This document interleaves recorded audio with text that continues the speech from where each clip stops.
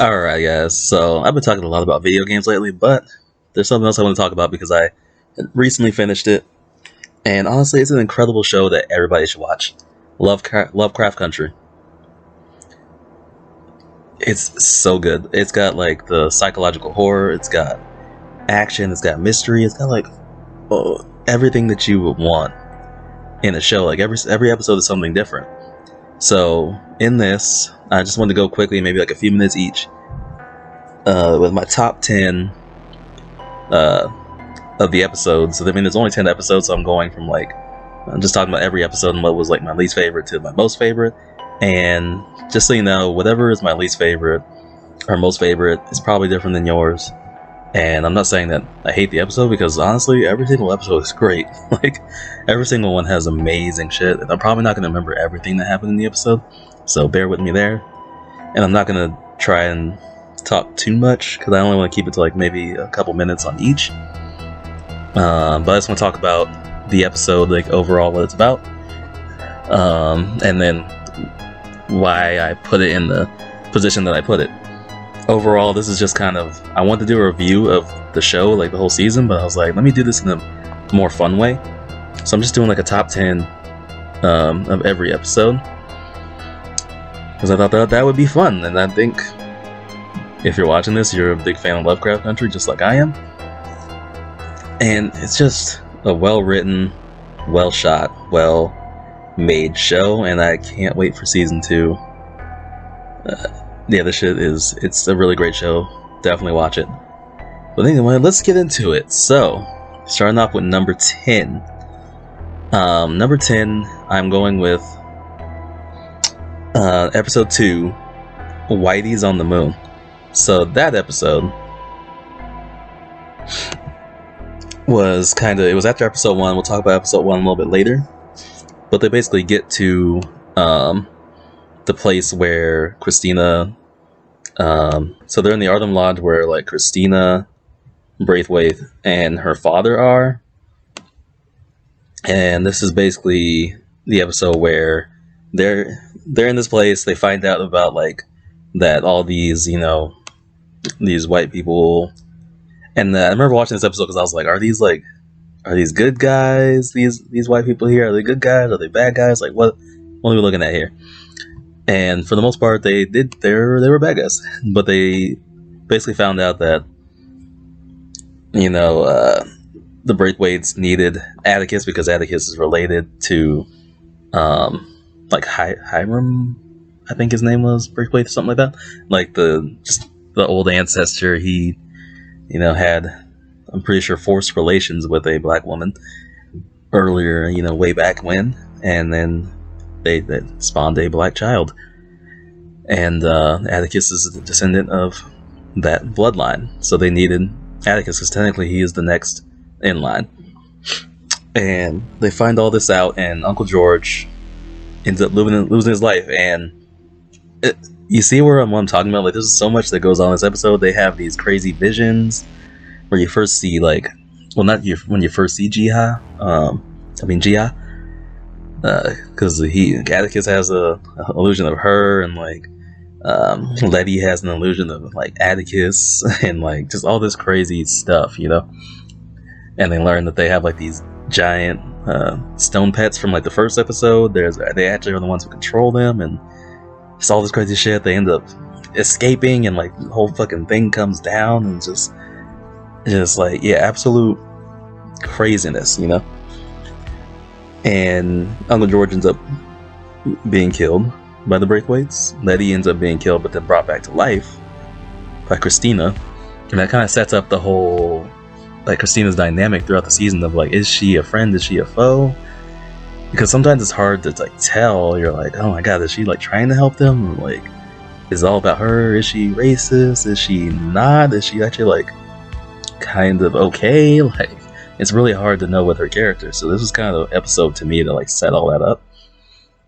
And just yeah, it's just absolutely crazy episode. And this is like 2 episodes in to the season, and you see how like excited I am even talking about this, and this is my number 10. So yeah, this show is insane. So we're gonna move on to episode 3, Holy Ghost. and that I have that at number 9. Now, this is another episode I like because this is actually one of the more of the horror episodes here during the season, because I feel like a lot of this is more like psychological, like drama, like period sort of thing, and I think there's only like 2 episodes that are really like scary. This one and Jig-A-Bobo, which comes later. But yeah, this one, it has scary moments, but the only reason I put it 9 is because it also had some moments where I was like, okay, like some of the ghosts were a little weird, like not in a scary way, like it was interesting. Some of the ghosts in the episode were weird, and you know, if you haven't seen the episode, basically Letty buys this old house where she basically makes it a boarding house for black people in like this predominantly white neighborhood. And you know, this whole thing's like in, you know, Jim Crow era, like I think even before that, right around the time of the war, like World War II or right after that or something. So it's around that era. So this is like really, really like white people don't want them there. This whole episode is like underlined by like the white people don't want them there. They have like cars parked outside that they tied bricks onto, so that the horns are honking all night, and they, you know, people in the boarding house can't get sleep. And on top of that, there's these ghosts inside the house, you know, of, you know, black people who were apparently killed in the house. And you find out that it was because of this, you know, scientist who was experimenting on black people. And you find out about another, you know, faction of like wizards or whatever who were cops, which is like, that's scary. And there's just all sorts of things in this episode. But most importantly, you know, you kind of see Letty and Atticus starting to come to terms with the supernatural and like the magic and all these other things. I think it's kind of a turning point for them in terms of like, okay, here's magic, here's this, we can use this, you know, we can use this to our advantage in some ways, you know. So it was definitely an interesting episode. The only reason I put it lower is because it was kind of standalone. I thought some of the parts were like just okay. I know they had like a whole like party where him and Atticus and Letty like actually like get together finally, and I do like that relationship and everything. I like them as characters. I think they have great chemistry, so that was really nice to see. And overall, it was a really great episode. Like all these episodes are great. That's the thing. But yeah, I only put it lower because I thought it was a little more standalone, kind of. There are certain things that connected to other episodes, but I don't know. I didn't enjoy it as much as others. That's pretty much it. So number 8 was episode 7, I Am, and this episode basically Hippolyta is trying to figure out what happened to Uncle George, her husband. And first of all, I love Hippolyta's character.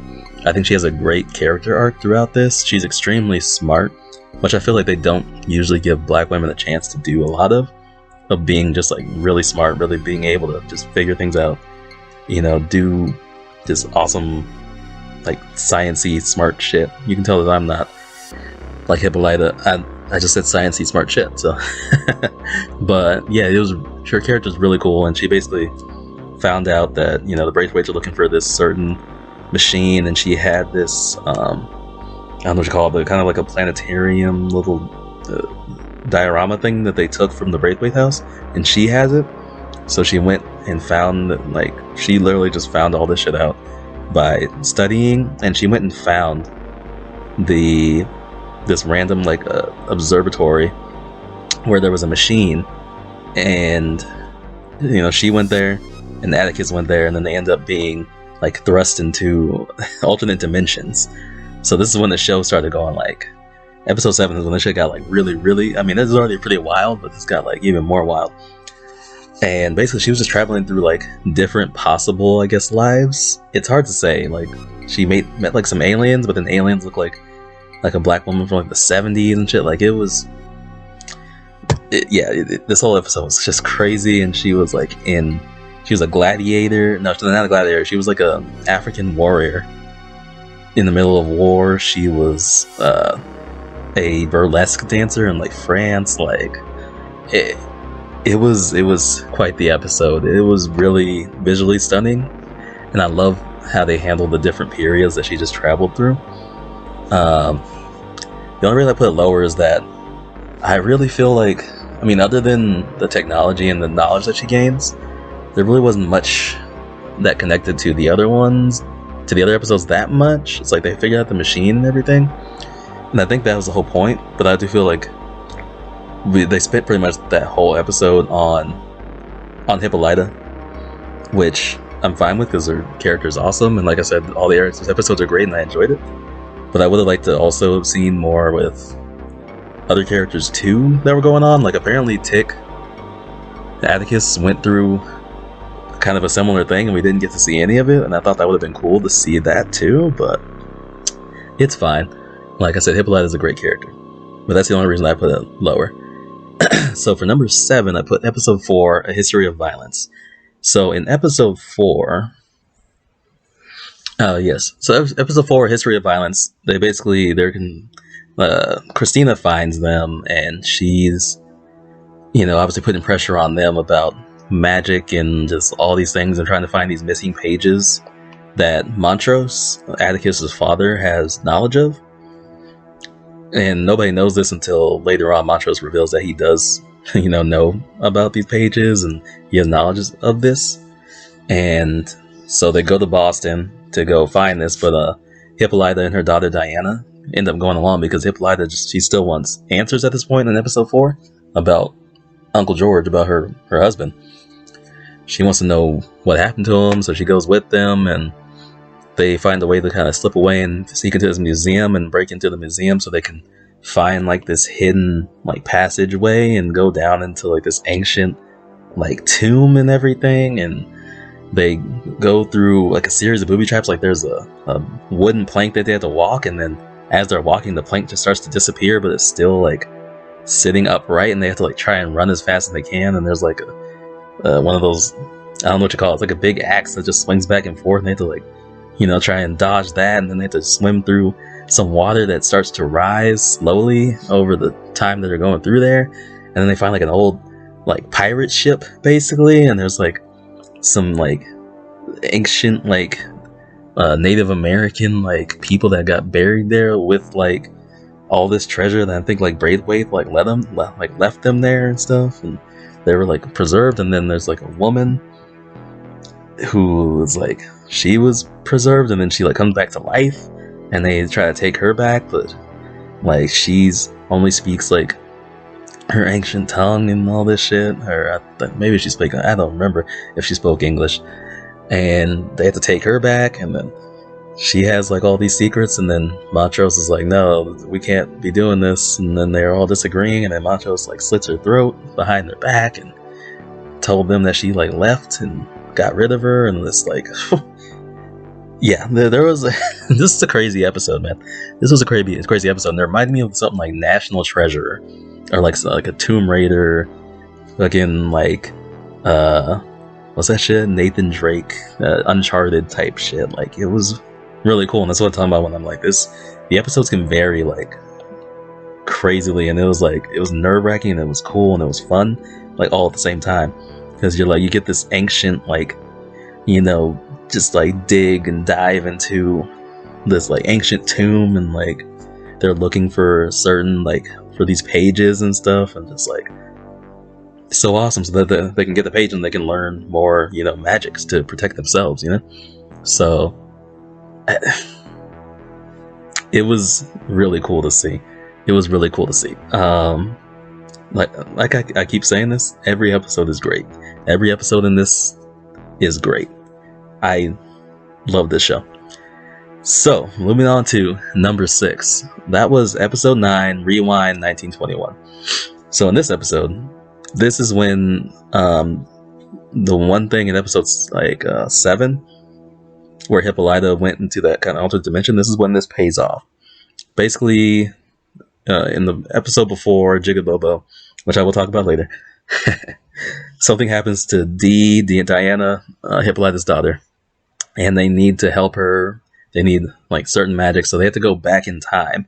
And Hippolyta when she was in episode 7, she had this technology installed into her like arms, and her hair like turned purple and shit when she like used this machine again, and she was able to send them back in time to 1921, Tulsa, Oklahoma, where the massacre in Oklahoma happened, like literally in that exact time, like right before it happened, to like the kind of black neighborhood there. And they had to find like their, you know, Atticus's like, you know, family and everything, and find like somebody who knew about magic and knew about the pages and all this stuff, so like they can figure out what they need to do. And there's a lot of like reveals in this about George and Montrose, and kind of why Montrose is the way he is, why he's so violent with Tick, who Uncle George actually was, how Uncle George and his father were with like Atticus's mother,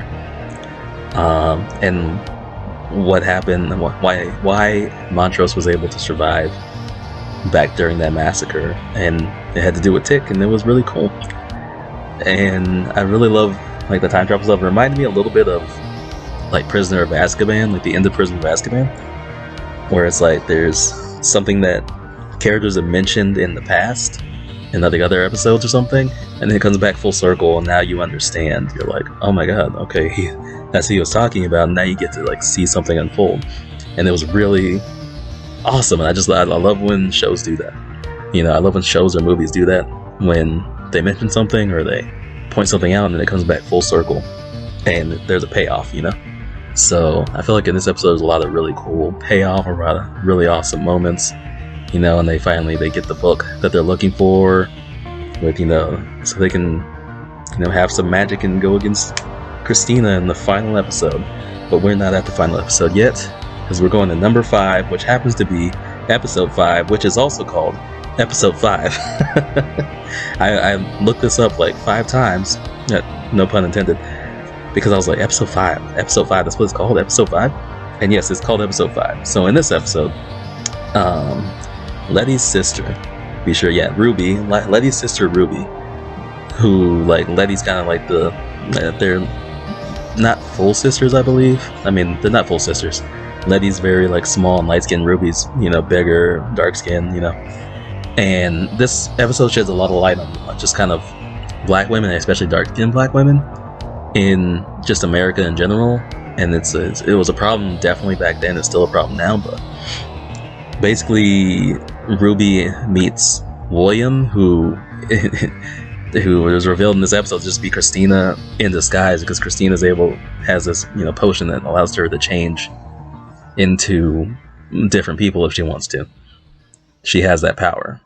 And she basically, you know, this is about how kind of Ruby's struggling, you know, to be a black woman in America. And basically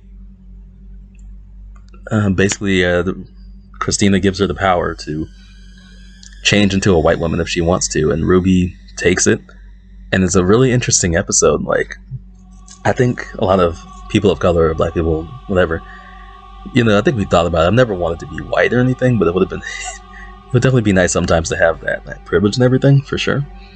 So it was definitely interesting to see, like, her actually choose to do that, and like how she would either abuse it at times, or like how she would kind of feel bad about it, or how people treated her differently, or, you know, there's a really interesting scene where she's running around, like, you know, half naked through like a black neighborhood, and she runs into this little black kid, and she's like, oh my god, what's going on? And the cops pull up, and she's like scared as shit. But they look at the, you know, the little black kid, and they're like, what did he do to you? Did he try to fucking like rape you? You know, shit like that, you know. And she's like freaking out. She's like, what's going on? They're like helping me, and all they do is just like, you know, take her to make sure that she's okay, you know. And she's just like baffled, because she's like, what's going on? I can't believe they're treating me like this, you know. So yeah, it's quite the episode, and I thought it was so good. Like, the transformation was actually terrifying. Like, her changing into another person or changing back, that shit is terrifying. And the body horror of this show is really intense. They have amazing effects, and let me tell you, that shit is intense. Like, her changing and changing back is crazy. But this was a good episode, and she even, she got a job because she was a white woman. But how she ended it with like her comeuppance against her like creepy, racist boss and shit was great. So definitely watch episode 5. Alright, so we're gonna move to number 4 on the list, and that is episode 1, Sundown. I put this one pretty high because this is the episode that got me into the show. Like, I kept seeing like trailers and stuff for Lovecraft Country, and I was like, that looks like it could be good. It's on HBO. Looks like it's got some great actors and actresses. Some good like directors and writers on it. So I'm like, yeah, I think I want to see that. And I go see it, and it starts off with like this crazy dream that Atticus is having with like Cthulhu. I don't know if that's how you say it. It's Cthulhu or Cthulhu? I don't know. Cthulhu and like Jamie Chung and like a red alien look going on and like all this other stuff. And basically it was just a big like foreshadow of this whole dream. And like it was a like visually amazing way to start. And then the episode blended really well the kind of anxiety and fear that especially black people, I would say people of color in general, had in times, back then, the 30s, 40s, whatever. They just had that kind of fear, And before I keep going, let me make sure when this takes place, actually. Yeah, 1950s. Yeah, it was in the 1950s. And, basically the episode started off with that kind of crazy dream sequence. And from then on, it was just kind of like, just seeing 1950s Jim Crow era, Southern city, like black people trying to get through this.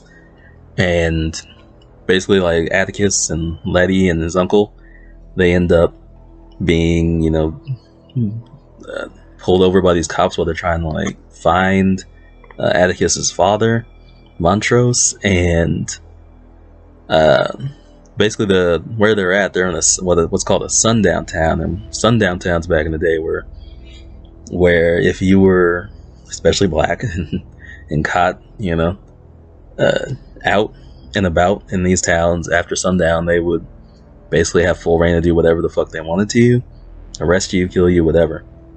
And basically they went, they're being chased by this cop. He's just fucking with them, and they're trying to get across state lines while this cop is like chasing them down, and it's really intense, and they finally get across state lines, and they're like, okay, we got away because this cop stopped, he can't do anything to us here. And then they get across state lines, and they're just in another state where it's still a sundown town, and there's more cops right there. Cops take them to the forest, and they're getting ready to kill them, and then all of a sudden they're attacked by something. There's something just like taking them out, and it's revealed that it's like these big like dog stone monster things that like creep around the night with like little tentacle faces and all these eyes and shit, and they're just tearing dudes up. And there's only like 2 cops left, and then Atticus and Letty and they all run into this shack with these 2 cops. And this is the part that really gets me in this episode, is that even though they're in this like shack, like stuck there, these cops still don't trust them enough to like give them a gun to help them protect them against like the monsters, the literal monsters that are tearing them apart. They're like, no. And honestly, at this point, I was questioning whether or not these monsters were real. Like, I was thinking like, okay, so in this show, these monsters aren't real. Like, they're just like a personification or like a figment of like somebody's imagination or something. That's what I was thinking this show was going to be like. But no, they ended up being real. And even in episode 2, they made you question. I'm like, because Letty and Uncle George forgot about the monsters that attacked them, and I was like, oh, so these aren't real. Like all this Lovecraft stuff is just like a personification for like racism or something. But it's like, no, like they're real. they happened. And basically these monsters like attack, end up getting into the little shack there and attack the sheriffs. They kind of change into like partial monsters, like vampires or something, werewolves. And they find out that light is what can kill them, and they use that to escape and end up escaping into the hands of the Braithwaites, which leads to episode 2. But yeah, really good episode. It really pulls you in, and after that, yeah, I was like, I'm into this show. Absolutely. Alright, so we're gonna go to number 3, which is episode 10, Full Circle. This is the finale. And I mean, really great finale. I'm gonna try not to reveal too much, but basically, Tick has to make a sacrifice to help save, all the rest of them, especially Diana and everybody who had gone through something in the one which was gonna be next. I'm gonna talk about Jig-A-Bobo. But he had to make a sacrifice. Christina needed him, and he's like, okay, fine, you can have me. She wants his blood and all this shit. And basically the episode is like they're preparing, and they have magic now, and they're doing all this stuff to prepare and get ready to fight against her, to fight against Christina and all them. And everybody comes together basically that you've seen. We get Gia back, who I'll talk about Gia in her episode a little bit later. We get Gia back. We get Ruby is with them now, and everybody. And they're going to go take on Christina and stop her from, getting immortality and all this shit, And it's just, the episode starts off really they're prepared, and you're like, okay, this is awesome, and they're all together, and it's just really nice to see. And then everything goes to shit because Christina ends up being that she actually was Ruby with them the whole time. She, was disguised as Ruby, used her little changing form, shit to change into Ruby, and then that shit goes to shit, and then they're surrounded by all these, magical racist wizards, and everything's looking bleak. It's like Tick's gonna die. But then, in full, in finale fashion, everybody comes through and saves the day, and it's awesome, man. It's really good. You get to see some cool stuff from every character, just about from every character. They all get their time in the sunshine. Even Diana, everybody. It's really cool. Like I said, I don't want to reveal too much about the finale because it's just so cool. And I have it at number 3 for a reason. Let's just say that. You heard all the other crazy shit I was saying about the rest of these? Let me tell you, episode 10 is great, and it's a great finale. So, number 2, Jig-A-Bobo.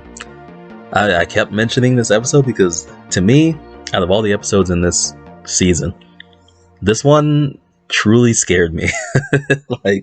I was actually kind of scared throughout this episode. And this episode did something that I love for horror movies to do when I do watch horror movies. I don't watch them all the time. I don't want to get too I'm gonna be in my room oh shit, what was that, But I love when horror movies aren't afraid to have their ghost or demon or whatever just do what the hell it's gonna do, and it doesn't care about our rules. Or what we do as humans, or where we're going, or who we're talking to. They just do what they're gonna do because that's their ghosts and shit. That's what they do, or demons or whatever. So basically, this episode starts off. I think it is Emmett Till. It's his funeral, and there's a bunch of people gathered around because it was a big deal when it happened.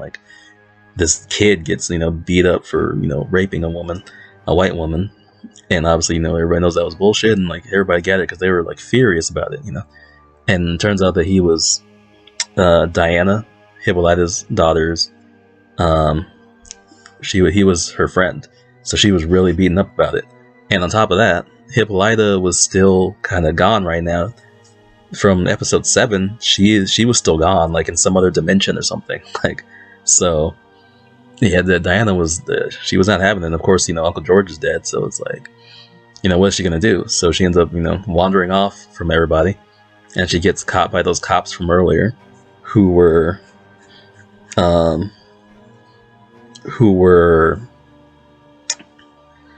wizards too, and they had their own little wizard coven, and they basically like, you know, rivals of Christina's, you know, and her dad's coven or whatever. And I'm not sure if coven's the right word, but I'm saying coven. But yeah, they get a hold of Dee like in an alleyway, and they end up putting some kind of curse on her. And we don't know what it was at first, but when Dee gets back home, she starts getting this weird feeling, and then she's looking at this book that she has, and it's one of those really old like books with like a really racist caricature of a black girl on it. What's it called? The Jig-A-Bobo or Jig-A-Boo, whatever.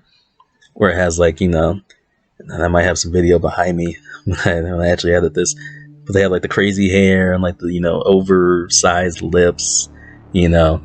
They just look like it's really racist shit, you know. And the book like falls on the ground by itself, and she's like, what's going on? So she ends up leaving as like Montrose is there, and he's trying to like get her out the bathroom, like what's wrong and all that shit. And so she's basically going around town, and she starts to notice that there's two little girls like standing not that far from her, and she's like at the train station or something. So she's looking, and then they turn around, and it's just like they're Jig-A-Bobos, you know. And they turn around, and they are Jig-A-Bobos, but they also have like these really sharp teeth, like these crazy red eyes, like sharp ass like fucking claws on their hands and shit. And I absolutely love this.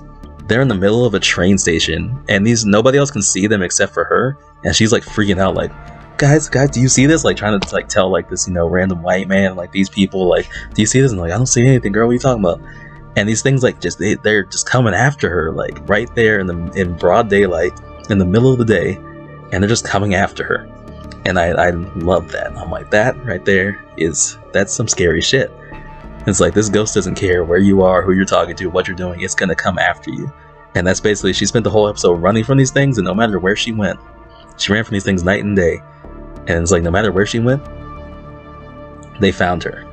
Now, at the same time, which is another thing I like about this episode, when we had found out in early episodes, Letty is pregnant, and she gets this protection thing from Christina in exchange for, like, I think the pages she gave her, yeah.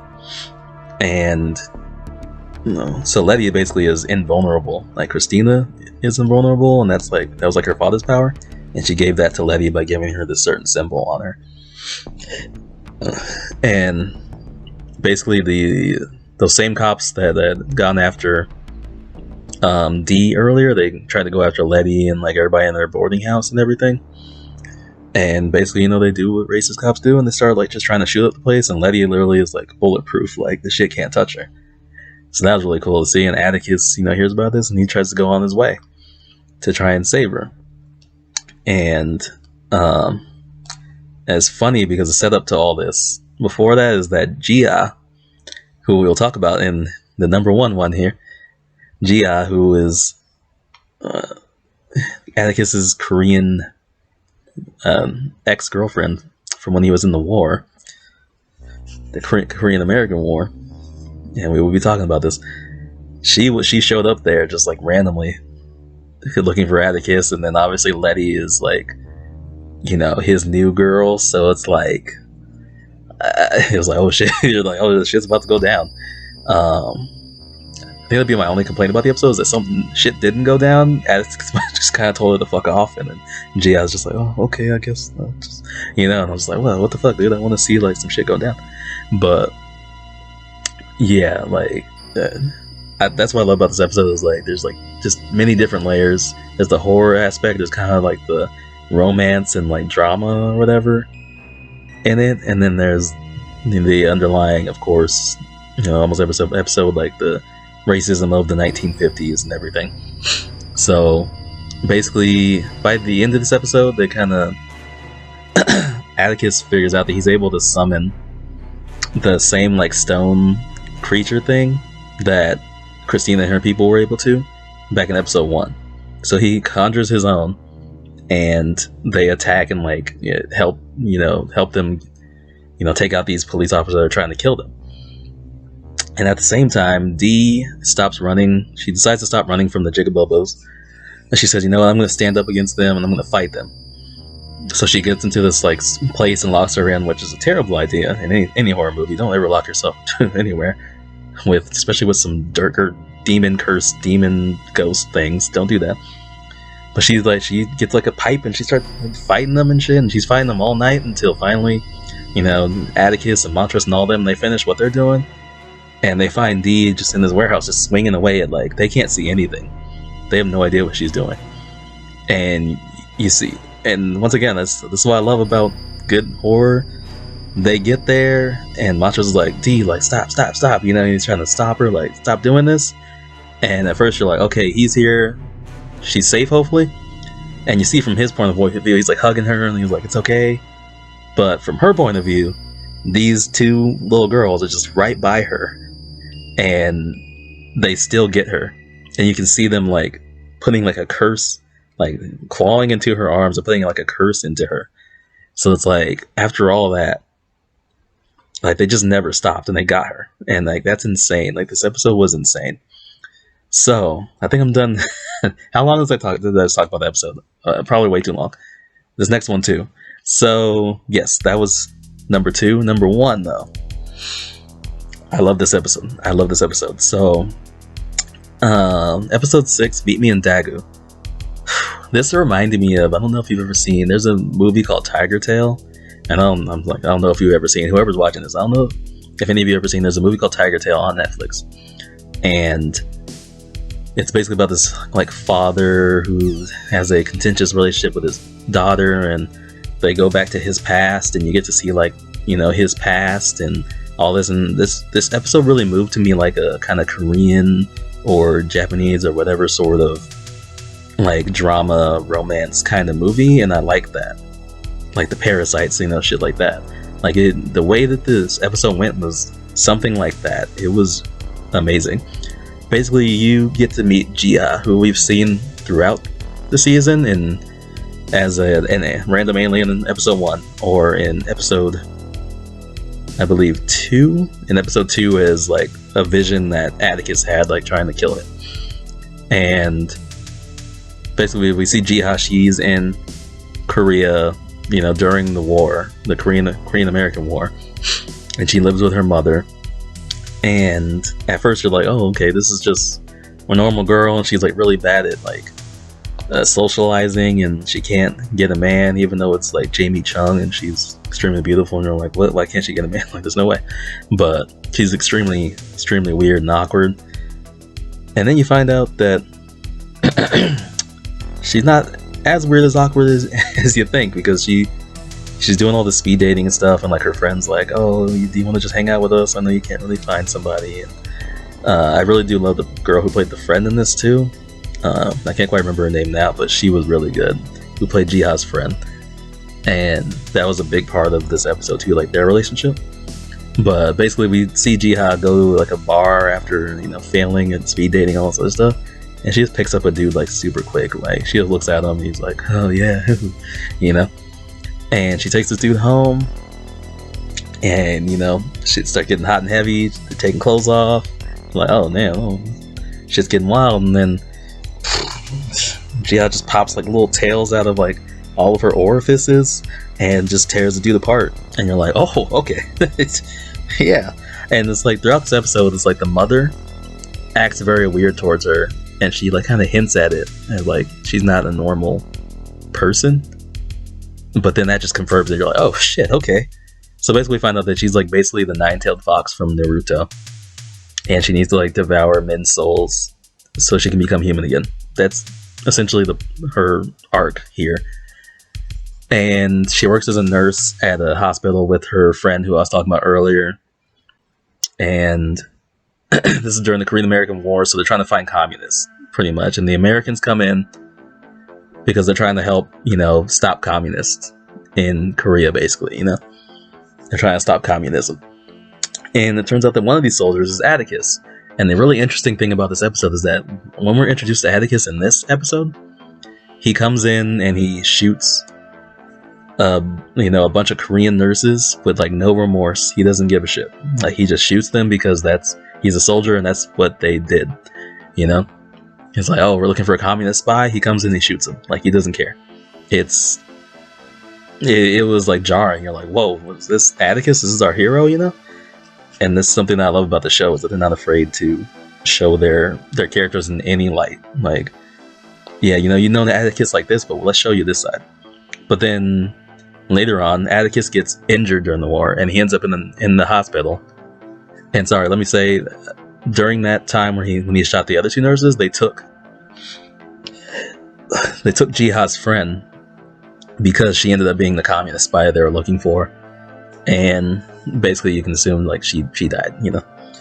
And later on, like I said, Atticus ends up in the hospital where Jiha works, where they worked, and of course Jiha is quite upset to see him, because she's like, that's the guy who took my friend. That's one of them. And she's like, basically in her mind, like, okay, I'm gonna kill this dude. He's gonna be my... And she only needed, apparently, so she has to kill 100 men to become a human again, and she only needed one more. So she's like, he's gonna be the next one. And this episode has this whole like dynamic with her and her mother, and her and Atticus, where it's like her mother saying she's this monster, she needs to become human again because the mother wants her daughter back, and her daughter was abused and sexually assaulted by the guy that the mother had married before, and that's why she became a monster, because the mother put this monster in her so that she could kill the ex-husband. Well, he's ex because he's dead, but you know, so she could kill him. And Jiha, when she kills people, she's able to get all their memories, and she like sees like their whole life or something, and it's just like, it's crazy. And basically this episode is like Jiha gets close to Atticus so that she can eventually lure him in and kill him, but Atticus turns out to be a really cool guy. They talk about movies, which Jiha loves movies. She loves Judy Garland, and they talk about books and everything. They talk about American stuff because she loves American movies and just things about America. And they end up getting actually close, and she's like, I'm not sure if I can actually go through with killing him. Even when they get in that position, you know, they're about to have sex and she can kill him, she doesn't. And they actually end up having a little relationship, and then it comes to light that she wanted to kill him in the first place, and he didn't even, you know, remember that she was one of the nurses, or that was her friend, or whatever. And they had this whole spat, but then they ended up, you know, kind of understanding each other on a different level, because he didn't want to, you know, she understands that he was a soldier. He didn't want to do these things that he's doing. He didn't want to be in this war. He's just trying to get away from the realities of America and how they treat him as a black man. And they even underline this really well, because there's a Korean soldier in the American ranks, but he's Korean American, so it's like, I'm not treated well in America. But when she suggests, like, why don't you just move to Korea, you're Korean, he's like, well, they don't treat me well here either because I'm Korean American, you know. So this show does a really good job with like the different dynamics, just of different countries and different cultures and everything. And the mother, she's had a contentious relationship with Jiha this entire time, because she wants her daughter back. She wants Jiha to be human again, because, you know, this monster's in her daughter's body, and Jiha doesn't want to keep killing. And now she's in love with Atticus, you know. But the mother basically says, like, what are you going to tell him, you know, about the fact that you're like a fucking nine-tailed fox demon? And, you know, eventually we get to the end of the episode, and they're about to, you know, get down and dirty, and their little tails start coming out because she can't control it. And, you know, Atticus is rightfully freaked out. He's like, what the fuck? And basically her tails come out, and she was able to see, like, even though she didn't kill Atticus, she was able to see like his future, and she said that he's going to die and he shouldn't go back to America. But obviously he's freaked out, and he's like, what the hell are you? And he leaves, and he goes back to America. And that's basically how the episode ends. But I just love the pacing of the episode. I love the chemistry between Jamie Chung and Jonathan Majors. The chemistry between Jamie Chung and Jonathan Majors in this episode is like incredible, you know. So I loved it. Like I said, it had the pace of like a Korean or like Japanese sort of like love story or like drama kind of thing, and I do like to watch those sometimes too, or like foreign films in general. It was like watching a foreign film with like the subtitles and everything. So I know some people don't like that, but I really enjoyed that it was like that, and it was an interesting change of pace, like right in the middle of the season. I watched that episode quite a few times. But yeah, this was my list of my favorite Lovecraft Country episodes. I love the show. If you haven't seen it, you should watch the show. It's incredible. It's so fun. It's got horror elements, adventure elements, mystery elements. It's a great show. Definitely watch it. And thank you for watching this. Hope you enjoyed. If you agree with my list, let me know. If you don't agree with my list, definitely also let me know. Let me know what order you would put yours in. But that's my order. And yeah. But anyway, thanks for tuning in. Feel free to like, subscribe, share. Let all your friends and family, everybody know about this channel right here. Nah. But yeah, thank you for watching. I'll see you on the next one. Peace.